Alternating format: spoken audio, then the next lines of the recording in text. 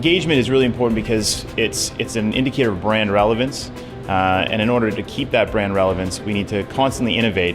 But in order to ensure that that innovation is paying off, we need to be able to figure out what that experience looks like, what the best experience in class is, and how we can continuously provide that for our customers so that we don't get swallowed up in complacency and lose our position in market.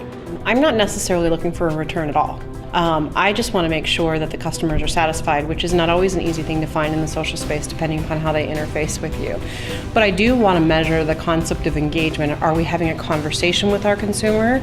Are we engaging with them in a way that makes them want to have a relationship with us? Because that's what drives loyalty. Because the concept of engagement, the word in and of itself, is somewhat abstract, it's difficult to measure. And that's what the discussion is, right? How do we measure it? Because if we can figure out how to measure it, then we can start to put it into business cases, and then you can start to build the business case off of the return on engagement investment.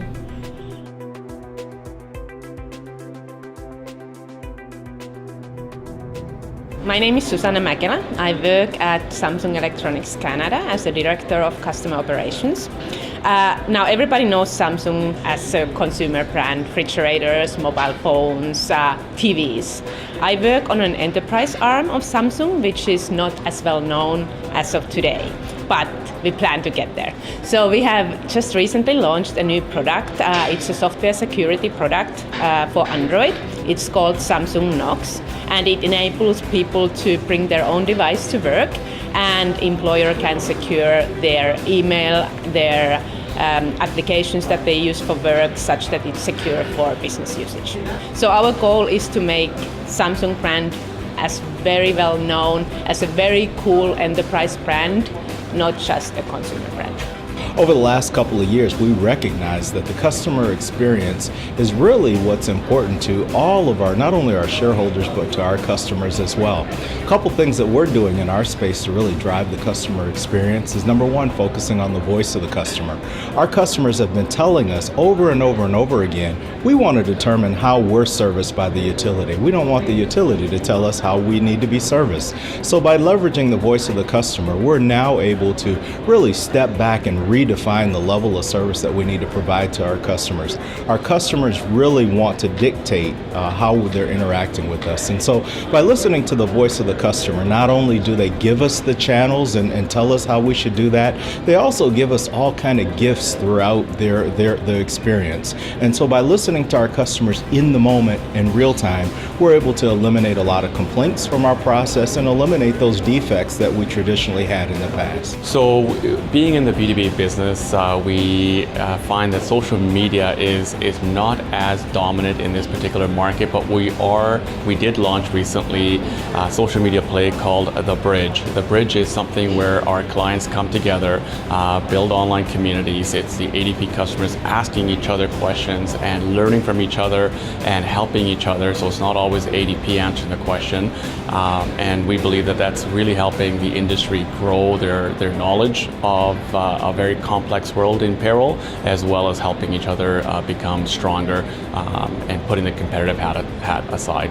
I think the first thing I would talk about is what we released earlier this year, which is our digital wallet, our mobile wallet. And one thing we did really to explore what was the right customer experience, right customer journey with the mobile wallet was we engaged with clients, employees, and merchants to actually have them test the wallet, to take out some prototypes and try it in the real world to see how it would work and how it would work for them. And based on that, we made a couple of modifications that would make that customer experience easier for them. One of the primary things, or pieces of feedback that we took and really incorporated into our final release, or our initial release, was the timer when you selected the functionality and then paid on the terminal.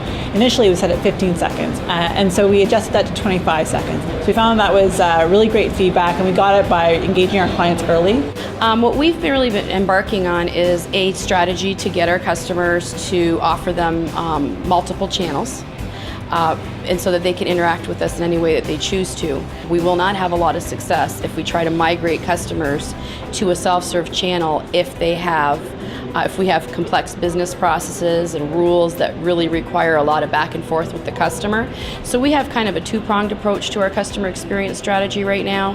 One is around the digital and offering the customers a more technical solutions and self-service solutions. The other, though, is really taking a deep dive on our transactions. We have 5 major reasons customers contact us, and what we've done is we've organized groups around an owner around how we really get visibility into what the entire experience is for that customer, and how we can better simplify our processes and make them more customer focused.